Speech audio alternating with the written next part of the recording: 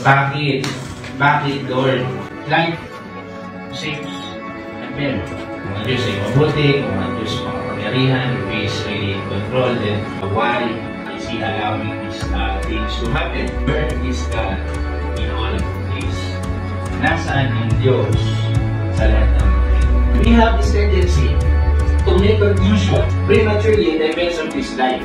Even the apostles, when Jesus died, when they put all their hopes doon kay Jesus, to this person of Jesus, whom they thought that will really give them freedom, will give them prosperity and peace sa kanilang bayan, and then crucified na namatay. Maybe they were thinking what good may come out of this situation. It is very horrible. It is not ang hirap nito. Parang all our hopes are gone, but then what good may come out of the crucifixion of